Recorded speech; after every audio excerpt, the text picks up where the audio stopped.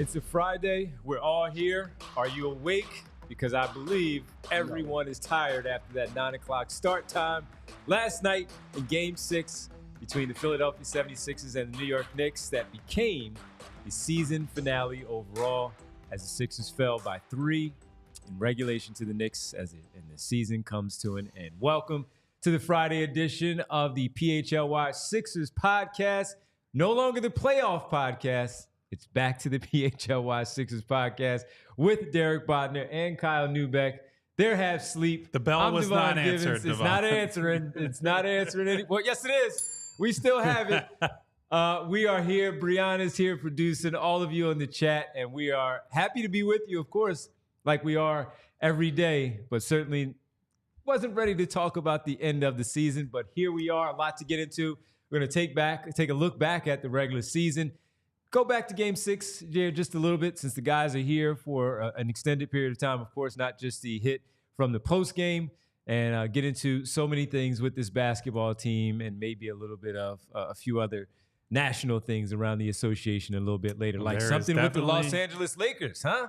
There is definitely a national thing I want to get to. Well, just to begin here, Derek, we are here again. Something that we've said, we're used to a second round exit, a tougher matchup in the second round, not necessarily the first round, but here we are where this one comes to an end a little bit quicker, but it was a great series. But now we focus on what's going on in the offseason as we take a look back at everything that took place. Yeah, it's earlier than usual, but I also think it is less infuriating than usual in a weird way. Like, this was one of the tougher opponents that they have played outside of, okay, that might not be wrong because they've played Boston a whole hell of a lot, and Boston's been really good, and obviously Toronto won the title. This is one of the better series they've played in losses. This was certainly the toughest first-round opponent they've ever played. And I think this is one where you go back and you go, all right, I'm frustrated that they lost the series, but I'm not angry that they lost the series. When you look at the fact that Joel Embiid was just clearly nowhere near 100%. And as the series wore on, more and more I was saying to myself, there's no way he's holding up for a whole playoff run. Not this year, I mean. His knee's too banged up. He can't change direction in the pick and roll. He can't explode anywhere near the rim. Like, his shooting percentage inside the arc is going down because he just has no lift in his legs. You look at everything that happened from the fact that they were outscored by 1 point over 6 games, 649 to 650, how close it was, how hard fought it was, the competitive response that they had as a team. You look at Joel Embiid, who really I thought played 5 out of 6 games really well, including 2 I thought incredible games. This is one series where you just go like, yeah, some years it's not going to happen. I understand it. A lot of other seasons, you don't necessarily understand it, or you're angry, or there's so many things about it that it's hard to have that perspective. I think this one's pretty easy to have that perspective. They played a really good team. Their best player was not at 100%.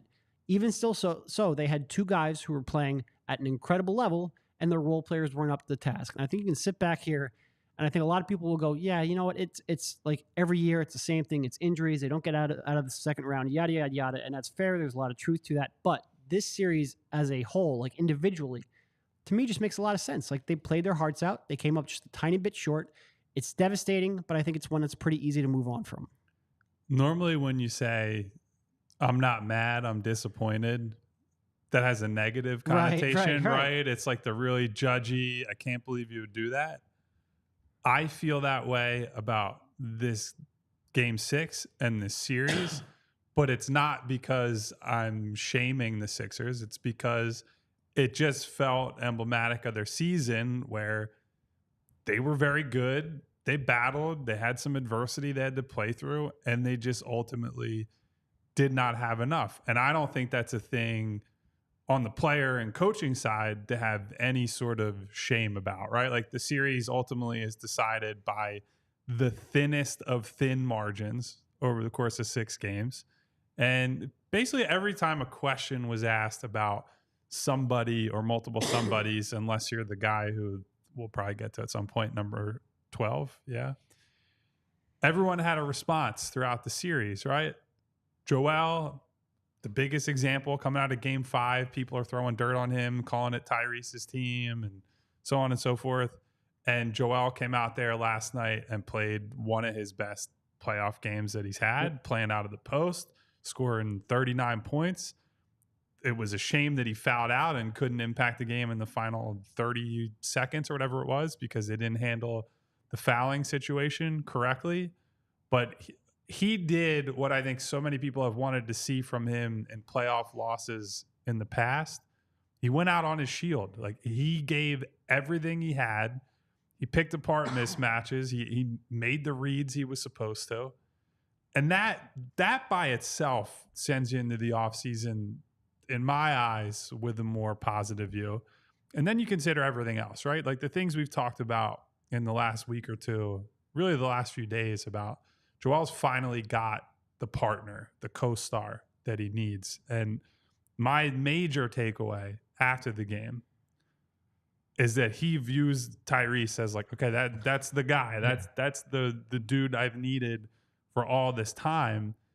And he basically put to bed any sort of speculation, rumor, or anything that could come out about wanting to leave or wanting to play somewhere else. I think his message was, I want continuity. We have our two, and I think he specifically cited, was it Jokic and Morey in Denver, how they had, gone through all these struggles. They've been together for a long time. And the most important thing was just sort of building the product around them. I think he views Tyrese as that sort of guy. And so you have the foundation in place. And on top of that, something that I thought was different from years past, and now some of this could be empty chatter, we don't know. Basically, every single role player, all these guys on expiring contracts, seemed like they had unfinished business here and want to be back. And some of it is about those two stars that we're talking about. Some of it, I think, is Nick Nurse and how he set this team up and how he gave guys opportunities this year. Kelly Oubre called him a rock star and said that, and he said that quite literally because Nick's love of music. Yes. Yeah. And all these guys talked about, obviously Kyle Lowry loves Nurse. Campaign got a big opportunity in this series, excelled. I just think that they are so well set up at their foundation, and it is going to take high-level execution from Morey and the front office and a lot of other people. It's going to take Joel and Tyrese going to guys this summer and selling them on, hey, this is what you can do if you come here. This is what I'm willing to give up to allow you to be your best self and allow our team to grow together to become a potential championship team.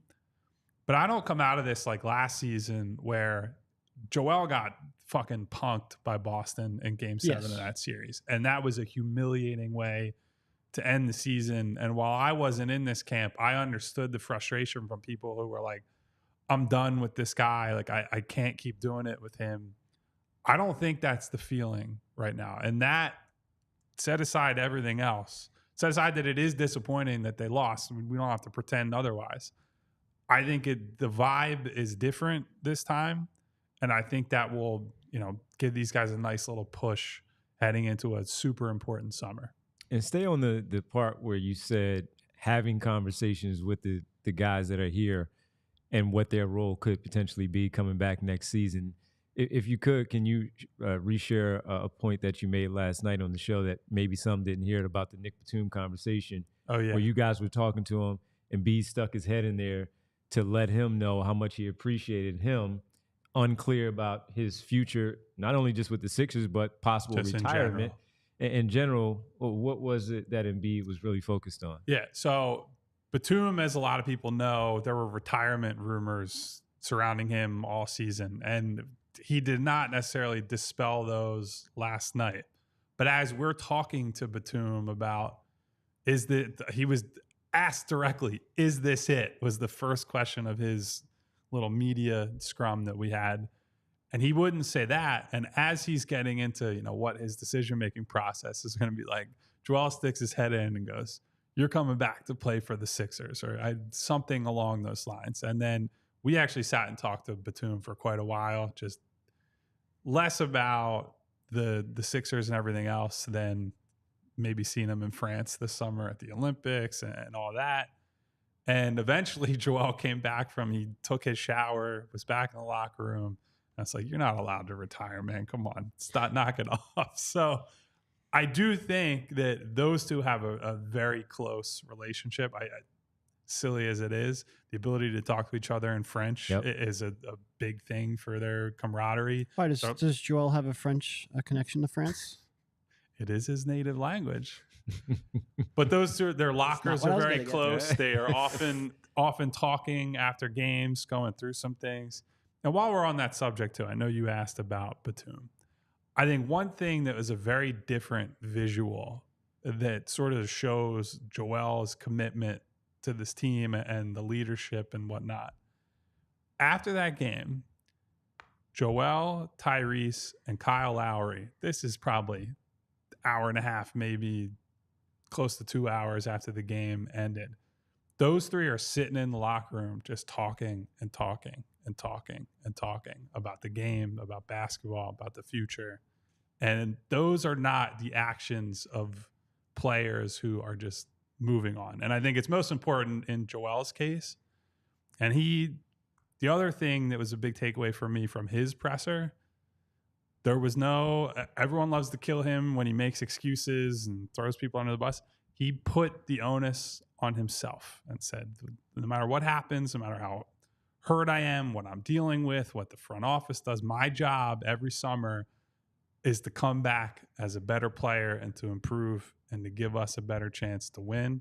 And so I thought it was the most mature way Joel has ended a season after the game was done. And I think that's super meaningful for this program too, that he in my eyes finally seems to understand what it means to be the guy and the leader of the organization. Yeah, and there's just so much clarity. I mean, you mentioned it, but the fact that Tyrese is here and has grown and the fit is so seamless. You know, we spent so much time in the summer. There was obviously the Dame acquisition in Milwaukee, and you said, well, that two-man game might be the best in the league. Well, no, I think Embiid and Maxey are the more natural fit right now as a two-man game. Like, that might be as good of a two-man game outside of Jokic and Morey as you have in the league. It's just that skill set overlaps so perfectly. Embiid believes in that mindset and that mentality and the work ethic of Tyrese so much, and of the decision-making in Tyrese so much, that any and all concern we have had in the past of, is he going to ask out? Is this going to be a thing where this is the next superstar movement? I don't think anybody's talking about that right now. In fact, we talked about it on the previous show, about what Bontemps said, about what we've added, and the fact that we've never gotten any kind of sense. I think there's so much belief in Tyrese Maxey right now that Joel Embiid not only wants to be here because he wants to be in Philly, which I believe is true, but he wants to be here because Tyrese Maxey gives him the best chance of winning, and because that chemistry and that friendship is so real and so important. We came into this season, and obviously there was so much uncertainty with James Harden when we started, that this was, all right, let's figure out what you have in Tyrese Maxey, because finding a number 3 is a hell of a lot easier than finding a number 2 who can be a primary initiator on the perimeter. You know that now. You know that. And that is going to be the basis of your team. You're going to go into the summer with $50+ million in cap space, a little bit more now because Paul Reed's contract is not guaranteed. You have unlimited flexibility in terms of financial and also in trade. Obviously, the market isn't what you would want, but like I said, you're looking for a 3 now. You're looking for somebody who can run some secondary actions alongside of Tyrese Maxey when Joel's out. You're looking for someone who can spot up and shoot. Those are easier to acquire, whether that means somebody who is aging out of being an alpha or a 2 or something like that into being a 3, or just somebody who doesn't have the skill set to ever be a 1 who can slide into that role naturally. There's a lot more flexibility to find that than there would have been if Tyrese didn't make this jump. And by the way, Tyrese, what do you average, like 26 and 6 for the season? I don't think any of us are throwing out potential growth in the future out the window. He's still just 23 years old. He could average 27, 28, pushing 30 in a year or two. We don't really know what the upside is for that. That's a great position to be in. And as much as it might be frustrating here to have not advanced out of the second round, this in many ways feels like 2018 Redux, where you have max cap space, you have a lot of optimism. Now, obviously, there's one big difference, the fact that Joel Embiid is 6 years older. That's not insignificant at all. That adds to the urgency of what they are about to do. But there's also one big difference, and you have a building block in Tyrese Maxey that you believe in unequivocally, whereas in the past, I felt like every time we're like, well, yeah, well, no, I believe in Ben Simmons. I really do. And we're like talking ourselves into it. No, I don't. I think everyone in the fan base truly believes in Tyrese Maxey, and they should. He is a legitimate 1 or 2 option. We're not going to spend the summer debating whether he is the 1 or 2. That is immaterial to what we're talking about. But he is up there, he is worthy, and I think that's huge. We have a lot to talk about with these guys and their season coming to an end. And I think Derek and Kyle just laid it out perfectly there as we transition to our next segment of speaking about Embiid and Maxey, their partnership going forward, what that looks like, how important it was for Maxey to take this step. And we're going to get into that shortly here as we continue on with the show. We got a long way to go, folks. See a lot of people in the chat discussing other players from the association. We have plenty of time now with the offseason. Oh, yeah, we do. We will get to them. Rumor City, baby. Right now, we're going to focus on what just took place, what this season was, the outlook of it all. And, of course, we will, at some point, get to them. I like how, we talk a lot about transition and transitioning into our ads. For me, my transition into my ad, just cough, baby. There you go. I can handle that. There you the past go. week and a half, I've had this transition down perfectly. You are the Al Davis of Rite Aid. If you haven't noticed, I have not been sounding at my best lately. That's not actually because of allergies. I've been a little under weather, but it could be allergies because the symptoms are very similar. We want to make sure we talk to you about allergies. I have been bad at this time of year, and it can honestly get really bad. It's just being masked right now by my cold.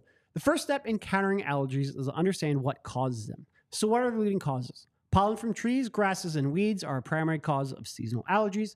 Symptoms flare when the pollen you are allergic to is in the air. Allergy symptoms usually appear shortly after exposure to the allergy triggers. Symptoms which may seem similar to the cold symptoms that you can hear coming from my mouth right now often include itchy, red, and swollen or watery eyes, sneezing, nasal congestion, and a runny nose, scratchy throat and coughing, brain fog, itchy nose, skin or eyes, headaches, or a cough. If you are feeling sneezy, runny, and itchy, it might be pollen allergies, which can make you pretty miserable, but there are ways to get relief. Here's what you can do. Sign up for Rite Aid Rewards at Rite Aid Rewards emails at riteaid.com/rewards to receive email pollen alerts for your area. If the pollen count is high, try to stay indoors. Keep windows closed and run air conditioners as needed. Remove shoes and coats near your door to minimize tracking pollen inside your home. Take a shower before bedtime to help wash away pollen from your skin and hair. Then there are over-the-counter options available at your local Rite Aid. Try a nasal rinse to help flush out your nasal passages. When symptoms are flaring up, or when you know that the pollen counts are high, try antihistamines like Claritin. 1 to 2 weeks before pollen allergies are expected to be high, you can try a corticosteroid. If that is still not enough relief, ask a Rite Aid pharmacist if a different type of allergy medication, like a decongestant, might be necessary. Visit your local Rite Aid today, stock up on allergy relief, or catch up on immunizations for RSV, shingles, and more. Walk in or schedule a vaccine appointment at riteaid.com. Listen, guys, I know something that will make you feel good. And it's so good that I want to steal the one that Devon brought in here for himself. You know what? After all the great work you did, man. I'm not taking a drink out of my coworker's hands. Take that, man. But a strawberry vanilla Olipop will do you right, ladies and gentlemen. Olipop is a new kind of soda with only 2 to 5 grams of sugar and 9 grams of fiber per can. It is available online and in almost 30,000 retailers nationwide, including their most recent launch at all Wawa stores, everybody. So you can scoop a classic root beer or this exact strawberry vanilla flavor at a Wawa near you. I have said it feels like dozens of times at this point. I'll tell you again, I've been a big soda drinker throughout my life. Thanks to this partnership with Olipop and a little bit more of a health-conscious lifestyle I'm trying to live as I get older, Olipop is giving me what I want from soda without all the risks and the downsides that you get from drinking soda on a regular basis. Olipop is much lower in sugar than any conventional soda you're going to find. 2 to 5 grams of sugar that come from natural sources, no added sugar. The vintage cola, just as one example, has 2 grams of sugar compared to 39 in a regular Coca-Cola. You guys have seen it every day. When I do these reads and talk about Olipop, people in the chat are telling you, hey, I tried this flavor. Hey, I gave it a shot. Hey, this is my first time drinking Olipop, and I loved it. You might not love every flavor, but there is a little something for absolutely everyone. They have flavors all across the board.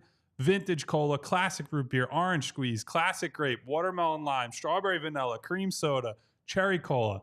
There is something, I promise you, for everybody. So give it a try. I don't want to copyright infringe here. Taste the rainbow, though. That'd be my approach to Olipop.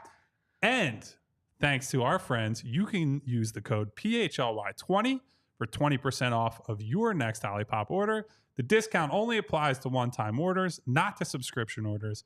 Olipop is sold online at drinkolipop.com and on Amazon, and it's available in almost 30,000 retailers nationwide, including Wawa, Target, Sprouts, Wegmans, ShopRite, and Go Puff. Chris D, I see you're saying you'd be all over Olipop if you still lived in the area. Well, you just heard Kyle.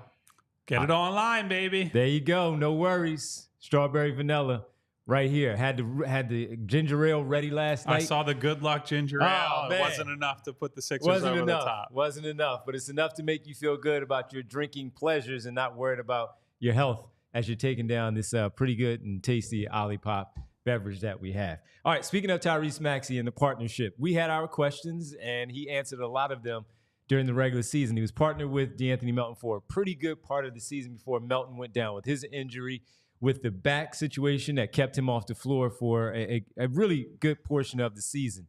So with Maxey on the season, he averaged 26 points, 6 assists, and shot just under 38%, but he put up the most three-pointers on the team at about 8 a night. Well, definitely 8 a night for the 76ers. He played in 70 games. He's in conversation to be an All-NBA consideration, first-time All-Star.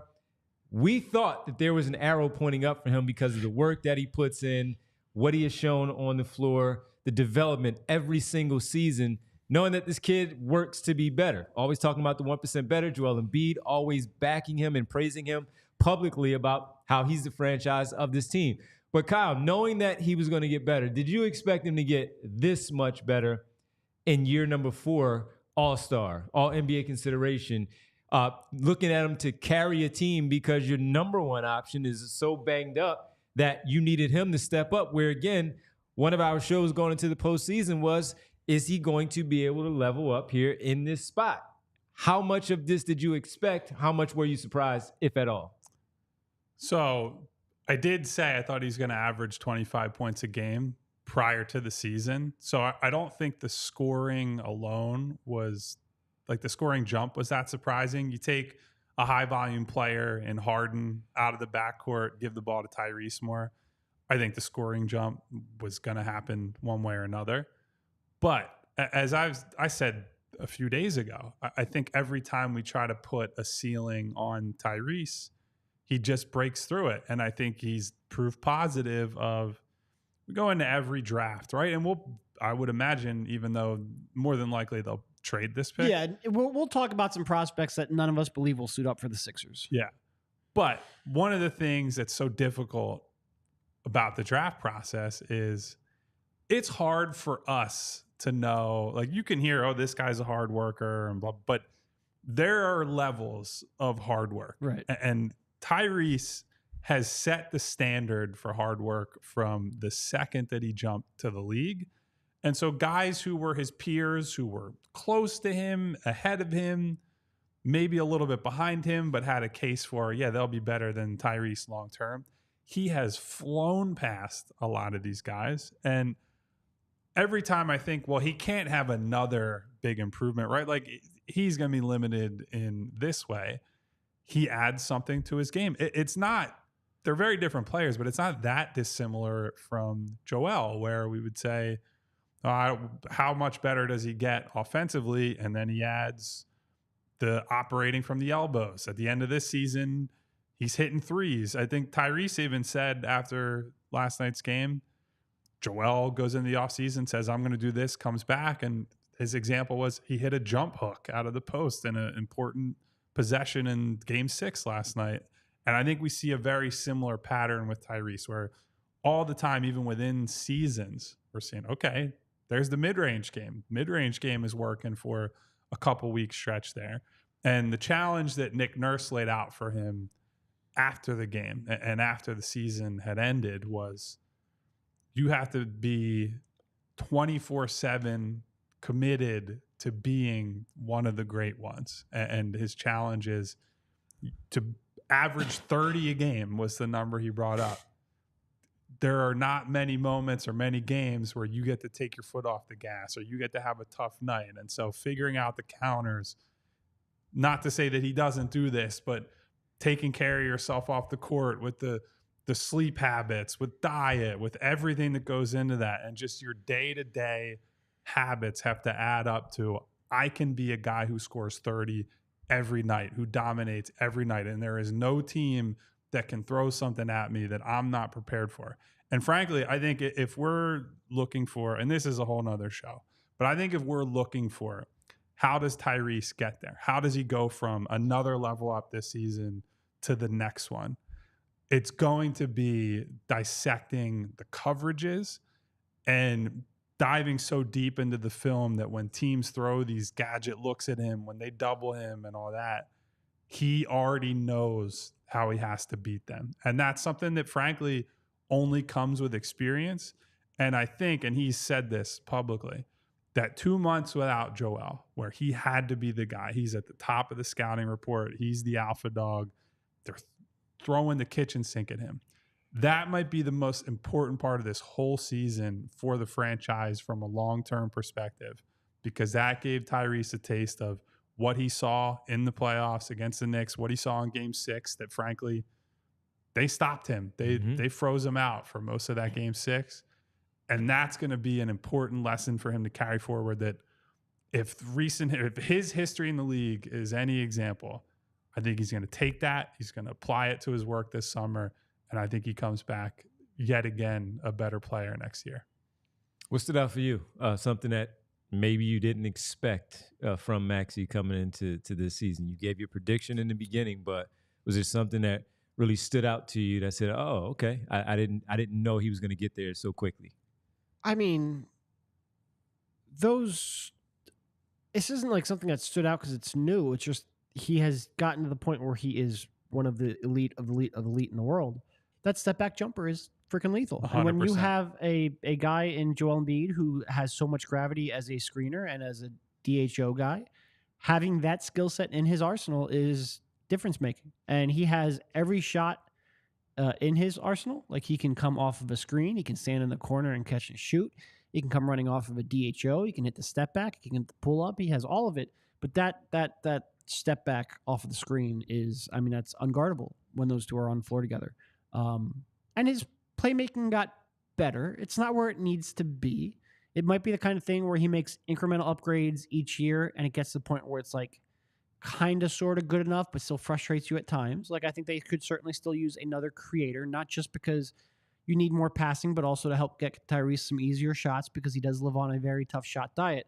But I think his passing made a step, and people will hear that and say, well, it's not good enough. And it's not good enough to be an elite lead guard, that's for sure. And the offense did function better when they had Kyle Lowry out there for stretches because they had another more natural point guard.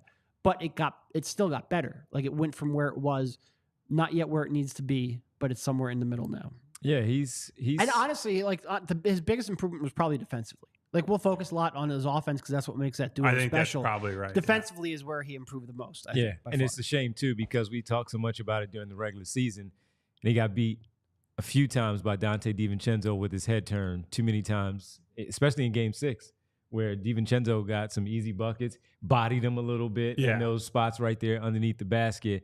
And seeing Maxey compete and fight and try to match that physicality, that was a little disappointing to see in that moment. But it's one that he now gets to learn from and move forward to get better in that spot. I think to that point, Devon, I think that is probably what Nurse was getting at to some degree, right? Like, offense was a slog for him in that game. And I think it was an example of, he's done a good job of not letting one end of the floor bleed into the other for the most part all season. But that was an example of, he's having a tough go of it on one end, and then he just was not there. He was checked out on some defensive plays. And I'm not going to sit here, like, after he literally saved the season in Game 5 and had the year he had, I don't need to sit here. None of us need to sit here and say that was a bogus effort from Tyrese and blah, blah. But that is how thin the margins are in the playoffs. You do not have the luxury to turn your brain off. And if it was a role player, if it's, the Kelly Oubre's, the Tobias Harris's, who I'm sure we'll talk about him before the show is over. If that's them doing that same thing, getting back cut by DiVincenzo, people are going to be killing them. And so he needs to hit that level. he did for a lot of this season. The second half of the season, to Derek's point, I'm glad he brought up the defense. There was a noticeable improvement from him in terms of the buy-in, the play-to-play success, off-ball awareness, so on and so forth. But that's going to be critical going into next year. We'll see how good he is on that end. That's something that I think, because the fight is there, that's the most important thing. He's never going to have the measurables that some of these guys have. It's also why this offseason is so important. You want to have somebody in the backcourt with him who rounds out the backcourt with Melton was a good fit with him, although he's a little smaller maybe than you would want there next to Tyrese. But they need somebody who's a defensive ace that they can put next to him. Yeah, so the burden's not as high. That length and size that Oubre had with him out there on the floor, you prefer that a little bit more in that starting role, because if you give him that type of player next to him, then sure, it takes so much off of him, where his defense though is magnified playing with that type of player with that length, and he doesn't have to take one player versus the other, and that energy that he does exert so much on the offensive end, it comes back down on the other side. And Melton picked up a lot of that slack. Mm-hmm. And Kelly Oubre did do that. Nick Batum also there late. Kyle Lowry certainly did the same thing. But when we're talking about adding that, when you guys were pointing out the best lineup was the big lineup. Kelly Oubre with Batum and Tobias and Joel Embiid out there with Maxey. That's what you want to see going forward. And he has taken a lot of those steps. The guy to be an all-star in year number 4, where we were watching the game last night, so many people were talking about, or even seen on social media. Yeah, Grant Hill, you're doing the game. Are you a little upset that you didn't add him to your Team USA? That's how good he was. Or the franchise, as Derek was talking about, is no longer Joel Embiid. Grant Hill had that moment with Brunson last night, by the way. Yes, he did. So that's where it is with Tyrese Maxey. So to kind of round that part of the conversation up, who knew? 21st overall pick a couple of seasons ago. Now this guy is the other face of the franchise with Joel Embiid, and that's how good he is. He's gonna get maxed out this summer, and rightfully so, with what he is gonna get. Before we get to some more of the season, the 23-24 outlook as the season comes to an end. Now, with the season over and it's the summer starting to creep up on us, we're in the spring, we're in May already. You have your money all saved up. You're looking for some vacations. If you haven't already started, you want to lock in some situations for you, your family, maybe even some friends to take some trips. Well, you need to make sure that it's in the right place. It's being secured properly, and you can go and do what you need to do at any given time by going to your financial institution, and that is with our true friends from TrueMark Financial Credit Union. When you join a credit union like TrueMark Financial, you become part owner, which means profits come back to you instead of going to the shareholders. Better rates, lower fees, and better return on savings. More flexible options with all the same digital tools and tech to make our lives easier. TrueMark has local roots, headquartered in Fort Washington with 24 branches in the Philadelphia area. They serve our community and our people right here at home. And the one I always bring up, just from seeing it for so many years, maybe even having to stop there a few times, right there in that shopping center, right by State Road in Upper Darby. TrueMark Financial has been in that location for many, many years. Very easy to navigate. The people in there are very friendly and easy to deal with. Got a chance to know a couple of people there years ago, and I can tell you that my customer service there with them was very, very good. Becoming a member of a credit union has so many benefits over being a customer at a bank. It's a total no-brainer. So as you're saving your money for your vacation, you want to make sure it's all straight, it's all right, you have no concerns, even when you travel to your destination. Head over to TrueMark.com/PHLY to learn more or to find a branch near you. That's TrueMark.com/PHLY, federally insured by the NCUA. Well, guys, I know you've heard me say this quite often over the last couple of months. Sometimes you really just need to choose chill in life. And to the tremendous credit of a lot of people around Philadelphia today, I think people are choosing chill. I think people are, given the circumstances, pretty proud of how the Sixers battled back from a deep hole in Game 6 and went down to the wire with the Knicks in spite of some excuses they could have made and whatnot. And if you want to continue to choose chill throughout the offseason, our friends at Coors Light will help you do so. With Coors Light, you know you're getting an ice cold beer because the mountains turn blue on the bottles and cans when they hit that perfect temperature. Regular watchers of the show will know I don't always choose chill. There have been some people who have, let's say, met my scorn while on the show, whether they're people in Denver, whether there's some people more locally whose names we don't need to mention I will say, on the someone show. recently said Kyle has been choosing chill more often than in the past. It is absolutely true. There are times in my life, certainly as long as I've known these two fine gentlemen at the table, I have not always chosen. Which, by the way, that's been a long time now. We've known each other for a long time. It's pretty scary. It's a nice way of honestly. saying we're old. But now all summer, the weather's getting warmer. We're going to have afternoon shows every single day, Monday through Friday, be on a consistent schedule. I'll know what day of the week it is, which is a tough thing for me. That is my version of choosing chill. And then when I go home, I can go get a Coors Light. It's cold layered, cold filtered, cold packaged for a smooth finish. Get that mountain cold refreshment after a day at the PHLY offices or wherever you guys are coming from. So when you choose to rise above it all, choose chill, choose Coors Light. Get Coors Light delivered straight to your door with Instacart by going to CoorsLight.com/PHLY basketball. Celebrate responsibly. Coors Brewing Company, Golden, Colorado. All right. Looking a little bit deeper into the season and this team, a couple of things I just want to throw differently at you guys. Who surprised you the most this season with so many changes, the trades, the acquisitions that were brought in with the Kyle Lowry and Buddy Hield campaign, even some of the younger guys? Derek, I'll start with you first. Someone that really surprised you with their play, whether it was good or bad in this situation. I threw these guys for If you're a loop, not ready, I will take the answer. My first thought was Buddy, but I don't want to start off on my second because thought of is last I do want to start on a negative note. Tobias surprised me in ways that I didn't know that Tobias could still surprise me. Okay. The way he completely disappeared down the stretch, I did not see. And by stretch, I mean like 3 months. Did not see that coming at all. Yeah, I know the fan base has been down on him for a long time. And so there will be people who, certainly there are people who sit here today By the way, saying, Kyle and I have been down on him for a long time too. We have the receipts. That's a good Yes. thing about being a writer. I called after they lost in the bubble. I'm pretty sure I called him a mid-level player masquerading as a max player. Something along this. I don't remember what the exact phrasing was, but we all knew that too. You were right. Yeah. It was right place, right time for him.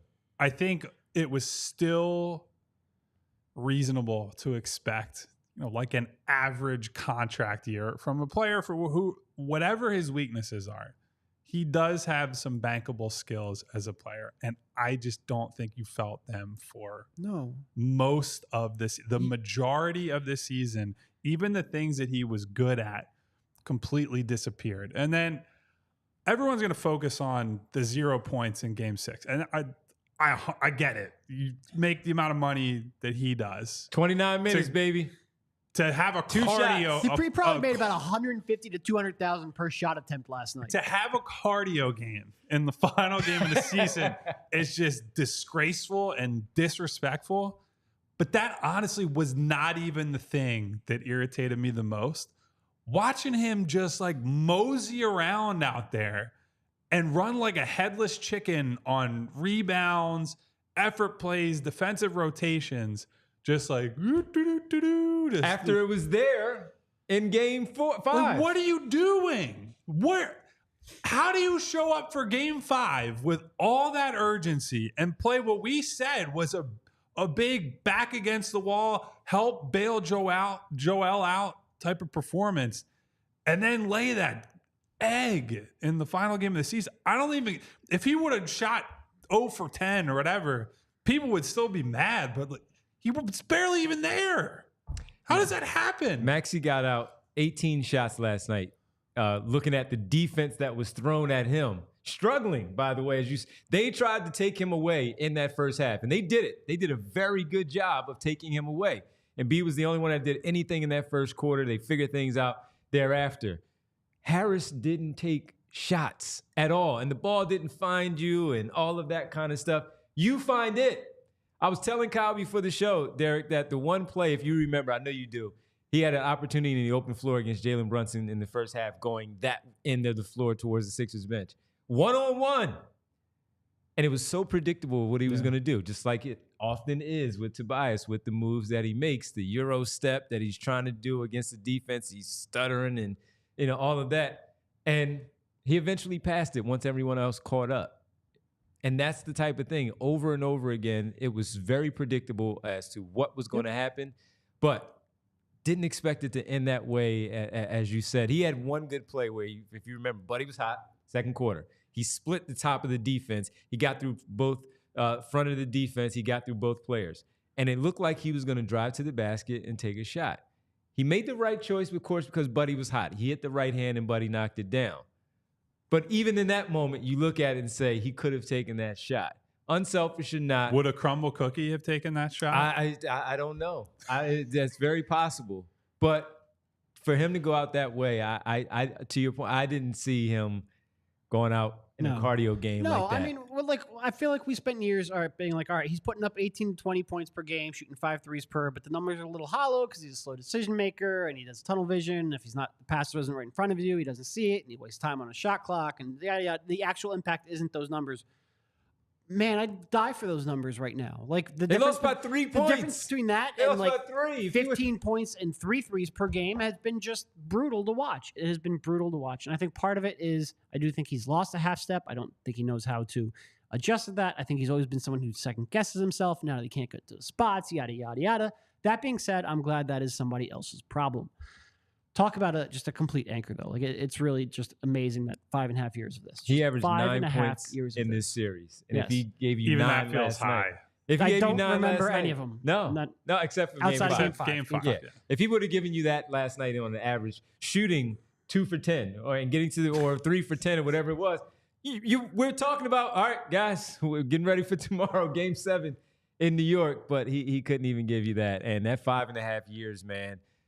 Gene Ross said it in the chat. He's already in Detroit. We've talked about that a number of times about the Detroit, Troy Weaver, all that stuff, and that he's already there. But, man, that 5.5 years seems like a long time. And it was even asked there in the chat, is this the worst contract in Philadelphia sports history because of the significance of it, where this was a team that was ascending. It's certainly like it was in the conversation. A championship caliber team. Yeah. They paid him to be that. So when we're talking about we look at him as that third option, it was for a reason. The guy was an 18 to 20 point per game scorer for a reason. Yeah. So that's why he was always discussed as that third option on this basketball team. And when Embiid goes down for the 29, Maxey, to your point, looking to take that next step. Where was Tobias Harris there in that flow as well? It wasn't there.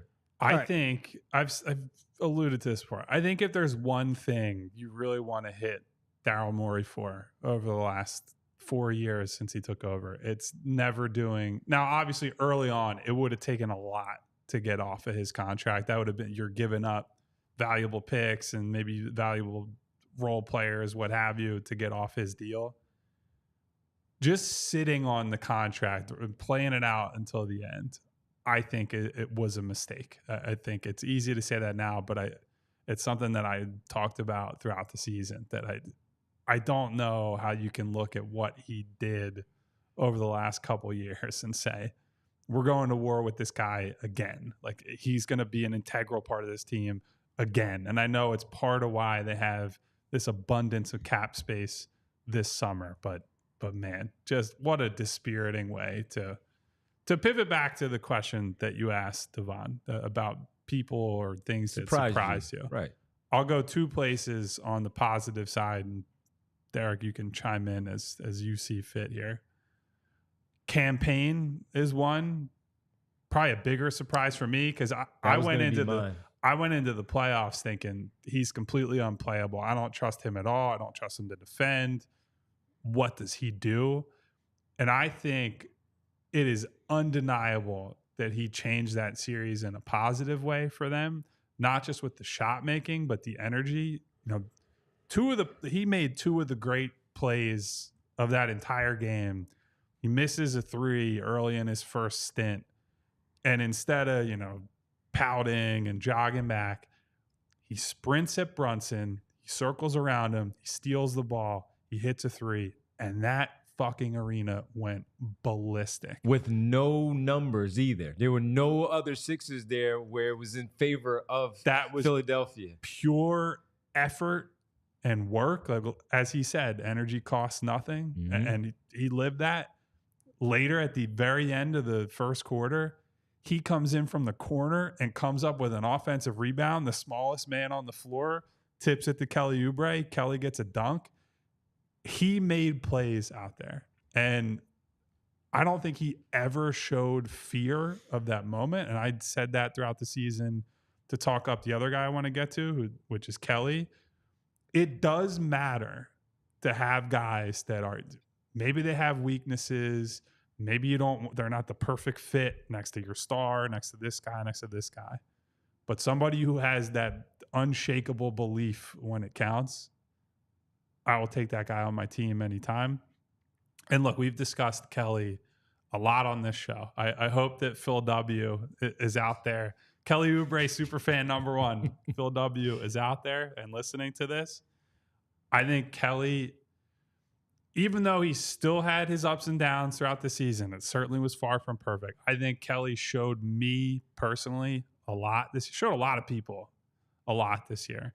And I talked to him not just in the scrum, but off the record and on the side afterward about the season that was and what have you. And by the way, Phil, I got a big dap from Kelly after the season. So he knows my heart is in the right place. I don't know if I can say the same for you with all the criticism.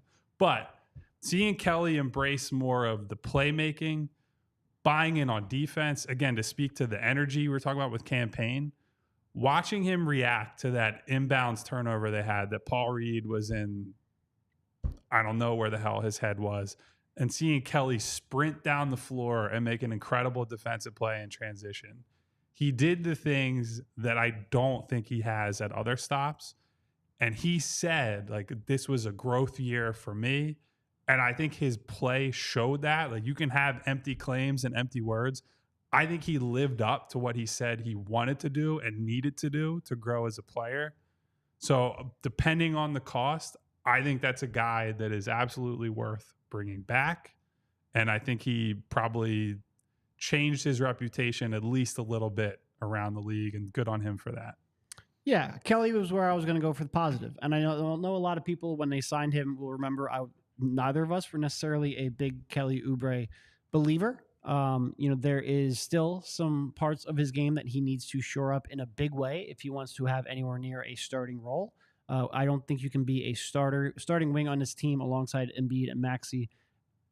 I think if you're going to do that, you need a much more reliable jump shot. I think we saw throughout periods of this series where they were willing to abandon him on the perimeter, and he needs to be a reliable knockdown shooter for that to change. But I think the one thing where I was missed on in my preseason evaluation, and I think for the most part we said, I actually think he's closer to filling a defensive role than he is an offensive one. Well, that defense is orders of magnitude better than I expected. He was always a guy with tools, but you never knew whether or not he was going to buy in on that end. Well, he bought in a really, really big way this year. And that changes the narrative on him pretty considerably. Like I said, I still think he needs to, I think people are going to look at him and see the points he put up and say, give him a big contract. I think his offense needs to grow and expand. I think he needs to learn how to become a role player. I'll give him credit where I think he embraced a role player's like usage and role, but now he needs to get better at those skills, better at the catch-up shooting, jump shot, better at, even like you saw a lot of cuts throughout the regular season. Well, a lot of times in the playoffs, when you get to teams that are locked in, those cuts aren't always available. It's harder to find those cutting lanes. How do you make an imprint on the game? Outside of that, a lot of that's going to come down to shot. He needs to be a threat, somebody that other teams guard, somebody that is capable of making 37 to 40% of his catch-and-shoot threes on a consistent basis. That's his next area of growth. But if he can do that, I am a big believer in the defensive side of the floor and what he has grown into on that end. I think it's a very valuable trait to have. I think you need players of that archetype. Now it's whether or not he can bring that offensive game around close enough to match that. But the defense puts him in conversations that I wasn't willing to have last summer, for sure. I agree with both of them. And I already mentioned the campaign piece. talked about him at the trade deadline. Didn't know it would turn out this way, but pleasantly surprised with how it worked out. So I'll go in a different direction, and I'll go with the Nick Batum part of it, because watching him from afar, seeing him in Portland and then Charlotte, and the last few years with the Los Angeles Clippers, you saw the importance there that he had with those players, with Kawhi Leonard, Paul George, and so many others. He was trusted as that veteran guy, and he was selfless. The one thing that I remember years ago in Portland, the knock on him, just from speaking to people around the league, was the guy would miss a game for virtually anything, a hangnail, and he would be out. So a lot of the time, his toughness was questioned of who he was. But seeing him here, missing the beginning part of him joining the Sixers after the trade, and knowing that he had to deal with some real stuff after being relocated from the West Coast back to the East Coast. But when he got out there on the floor, and the guys would talk about how very curious to see how he would play with Joel Embiid because of the things that he does.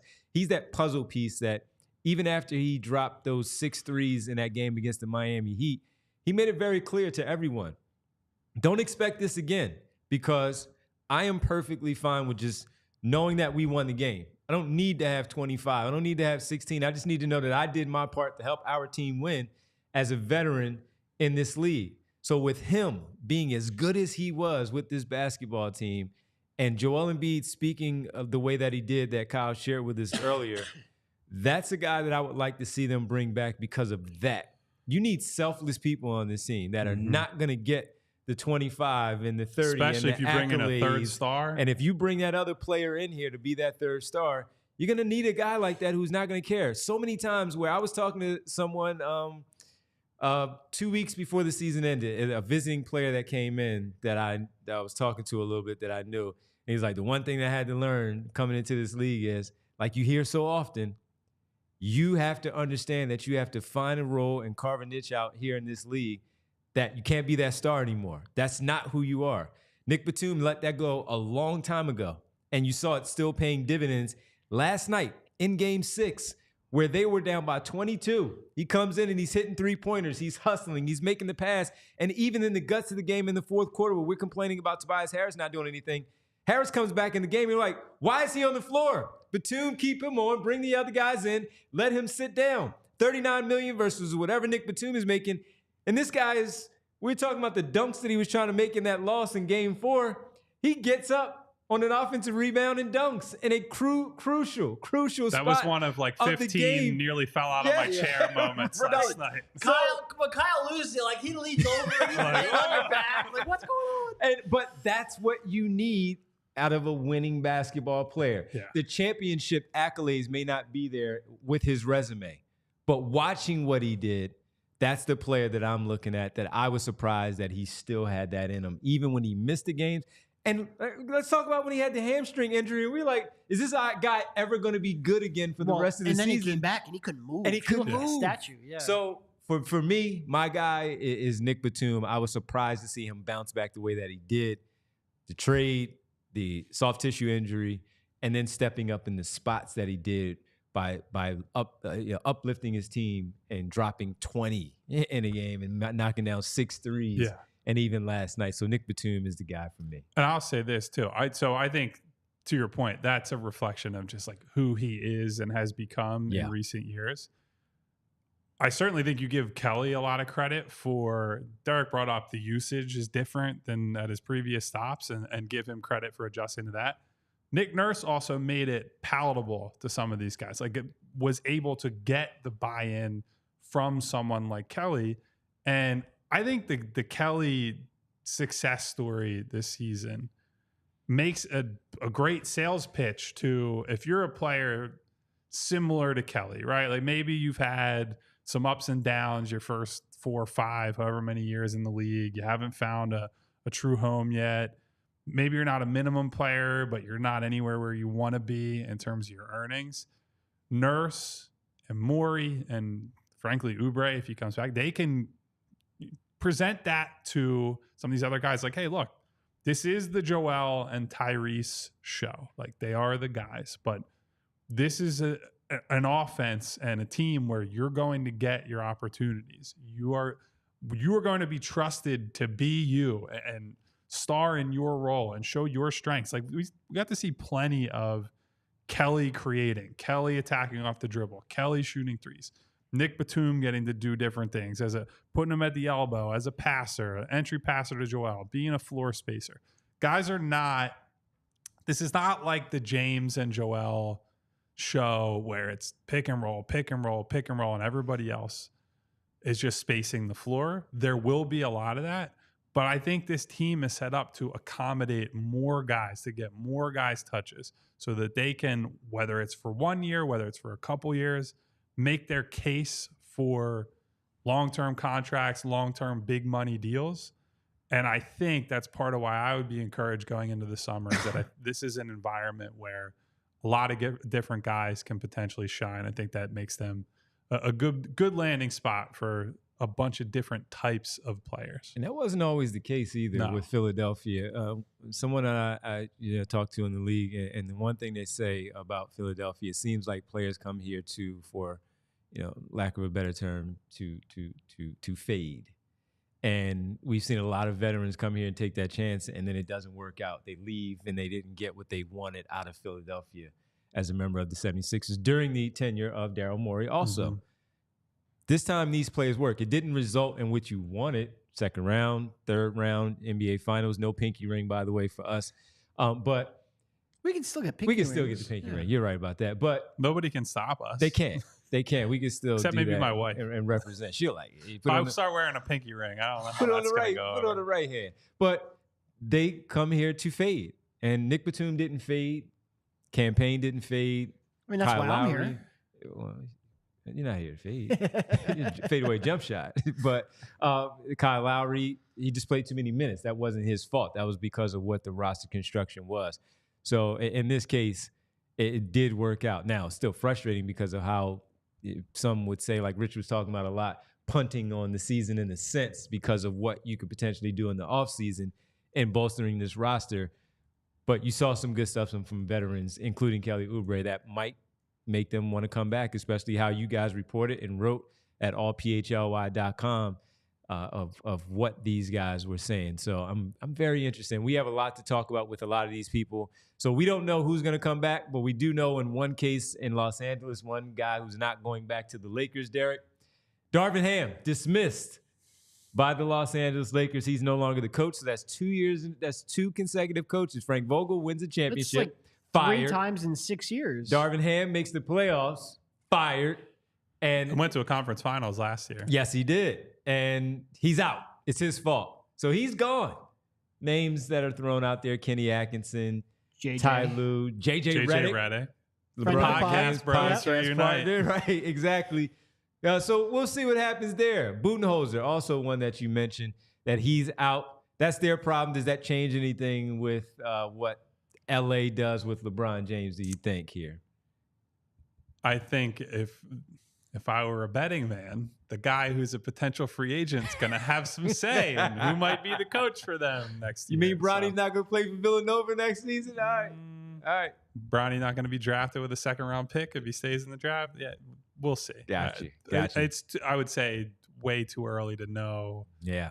I mean, LeBron's having to put out statements like, if you don't hear it from me, don't believe anything. So the book is not written there, but I wrote about a couple other options this morning, people they're keeping an eye on at the very least. I think the smart money is on both Paul George and LeBron staying in LA. Because LeBron, I just think, I don't really see, unless he's going somewhere specifically to play with Bronny, I think he's kind of just, LA is it at this point. I think if he was coming to Philly, he would have come 6 years or 5 years ago, whatever it was at this point. Is Ham the first reigning champion coach to get fired? I mean, reigning champion. In-season tournament, baby. I was like, what the hell championship did he win? Yeah, I guess he's the first ever guy to win the in-season tournament and get fired the same season. You're right. Puppas with a late super chat. Much love to the PHLY crew. Best in the business. Puppas, obviously we love all our fans, but Puppas, especially the sickos who are waiting up until 3 a.m. every day. Yes. You, buddy, have been here through the thick and thin, with the big time difference, we love you, buddy. So thank you for being here so often. We do have one more topic that I think. Yes, we do. At least I wanted to get Yes, we to. do. Everybody, former 76er, eliminated. He and Doc Rivers in the game last night against the Indiana Pacers, the Milwaukee Bucks, and Pat Beverly went out in style. He didn't jump on the scores table and throw his jersey into the stands. He threw something in the But stands. he threw something in the stands. Twice. What was that? Pat Beverly is somebody that I have defended in the past for the Boy, antics do we feel like and fucking the dumbasses work now, don't we? and you Campaign, know, the baby. attitude and all that. What an absolute loser he is for how he handled himself. And it's a multifaceted thing, right? Like if he does I guess just setting the stage. Yeah. Apparently, there were a group of fans behind the Milwaukee bench that were chanting "Cancun Adam." He threw a ball into the stands. The fan kind of like tossed it back. I don't even want to say threw. It wasn't like a line drive. He tossed it back, and fucking Pat Bev rifled it at him. Apparently, hit a lady that he wasn't even aiming for. So that's sort of like what that initial confrontation that Kyle is referencing is. Yeah, and so I see the footage of that late last night. And my first thought is, okay, it's unacceptable regardless. But there's got to be more to it. Maybe there's like, I don't know if it became like someone's talking about his family, someone's bringing like a racial, like you have to wait and see until all the facts come out. And when I see the tweet from Shams Charania that it's Cancun on 3 is what set this guy off. What a fucking bozo. What are you doing? It's even beyond bozo. Like, that's dangerous fucking. It's ridiculous. Like, frankly, he's a little bit lucky that didn't turn into somebody rushing the court and turning it into like a much bigger incident. Yes. You cannot do that under any circumstances. Your job, part of being a professional, is being bigger and smarter than the people who are trying to get in your head during a game. I don't care if it's late in a loss. The guys on Inside the NBA on TNT literally say this exact phrase every day in the playoffs. Yeah. Like, what? How is that what sent you over the edge? That's crazy. So that part is bad enough. And then after the game, he's in the locker room, and I want to make sure that I get her name right. Melinda Adams, who I don't know Melinda personally. More like behind the scenes producer. Yes, from my understanding from her coworkers at ESPN, longtime producer. She was one of the lead people in the field during the NBA bubble, is there for the whole shebang, doing all that. She has nothing but great person type of reviews from her colleagues, and is doing absolutely nothing wrong, is not antagonizing Patrick Beverly, is not asking. I said to Devon and Derek, and I tweeted as much last night as well, guys who are angry after their last game of the season, guys who don't want to talk about the future and free agency and retirement and all sorts of other long-term things, I get it. Those emotions are super raw. To say someone can't talk to you unless they subscribe to your pod is fucking wacko behavior. And not only that, after she handled that whole situation with what I thought was a tremendous amount of grace and just tried to continue to hold a microphone and do her job, she's not bothering anyone. She wasn't even prodding him on questions. For him to like swat the mic away you can't like even have a your child, mic here. Yes. like a child, is just embarrassing. And the last thing I'll say on it, because he made himself look like enough of a clown that I don't need to go in on him. I was disappointed in her colleagues. And frankly, we now know that this has happened a lot while he was in Milwaukee, that other people who said they didn't subscribe to the pod were iced out by him. I was disappointed to see that people just stood there and continued to ask him questions and didn't show solidarity with her, because that's a moment where that guy is showing you he is not worth your time. You do not need his perspective. You do not need his quotes. So if he wants to draw the line at you got to subscribe to the pod, have some fucking pride and walk away and never speak to that guy again. That's the amount of attention he deserves. I have already wasted too much time on him by saying all this, but I still thought it was worth saying. Yeah. Insane insane stuff from Pat Bev. It kept popping up on my timeline, and I was like, I'm not looking at that. And then I did it. I listened to it. I saw it, and I was just disgusted by the stuff that he did. Melinda, you call it, she wasn't doing anything but what we see so many people in a media scrum in a circle, just standing there with the microphone and or her phone, recording it on the audio side of things and going about her business. And then when he did remove, she said, well, Jamal's here. That's the other ESPN guy that was also there. And she just quietly put the mic back in the frame, and he pushed it away again. And then it's also this too. What was the Bucks PR people on this? As we talk about, especially if you've been doing this for months. What are you doing about your podcast? Yes. Come on, man. Nobody gives a shit about your podcast, Bev. No, it's you just got eliminated. And I say that as someone on a podcast right now. It really is wild that he wouldn't Ridiculous. even. It's not even that he wouldn't. If he just said like respectfully, like I'm not answering your question, that would be one thing. That would be childish. That would be immature. That would be stupid. And not in control of your emotions. All kinds of absolutely asinine ways to handle that. But he went a step further. You're not allowed to stand here with your microphone. Well, actually, Pat, you don't get to decide that. That's a league thing. She does have every right to stand there and do her fucking job. He won't be on there again. You having a hissy fit because you lost and someone told you to go to Cancun doesn't mean she doesn't have a right to do her job. It's insane that he has apparently been allowed to act that way for months. Even more insane to do that at the end of the season. Just wild. Winona points out in the chat that he apparently, according to Melinda herself, Pat called her and apologized for the incident. She accepted the apology, and that's good and big of her to put that out there and say that after this turned into this giant thing. The problem is he has done it for months. This is not an isolated incident. This happened to a lot of other people, and frankly, more noise should have been made about it at the time. It just feels like someone who is apologizing because they got caught, not apologizing because they recognize that they did something wrong. So shame on him. And the other part is probably what he's going to get in more trouble for.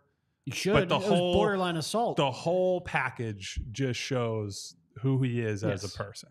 That's why he moves around as much as he does. That's it. And for him to act that way, look, he's an important player, but he's not that important to be reacting that way. Frankly, nobody should. Nobody is that important. And that's not just athletes. That's not just us.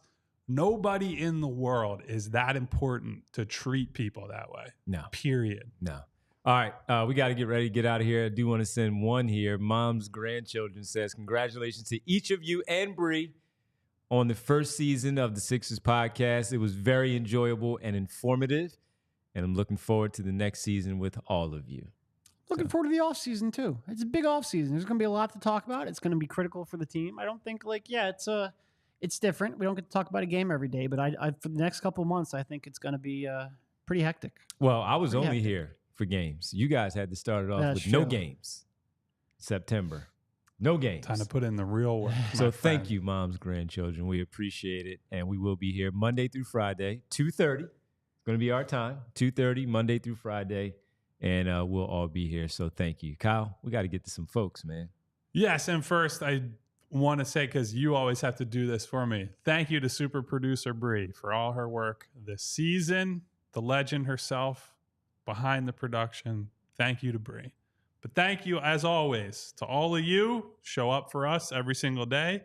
Hope you continue to show up for us throughout the offseason. Want to say thank you to our girl Winona, to Valhos, to Rick Morse, Martian Lynch, the #1 trash talker in all of PHLY chat. Our guy Al, the 2-minute warning, who says birthday tomorrow. Whose birthday? Is it his birthday tomorrow? Happy birthday, It's Al. a 1-day warning of his birthday. You got to Happy choose birthday, chill Al. tomorrow, my friend. I'll say that. How about that? TN, Aaron, Liam Stevens, Eugene Ross. What up, Aaron? Chris D. I know my guy Will was in here today. Josh Baker, Bootzilla, Boots. Prophet, #1 super chatter and UK fan, Puppas, Vitor Mello, back to being public enemy #1, Money Mar, in the house. Our guy Real Time with Prince Blue, Jada Jungle, SB Cole, Who else we got here? Brian Knight. What up, Brian? The hypothetical man. Elaine Bruno. Our guy, Ash. Ash always coming with the numbers. What up, Ash? We appreciate it. Dave. Chris D. Chris. Prophet One. Get that ollie pop, Chris. Get that ollie pop, indeed. Front running fan base.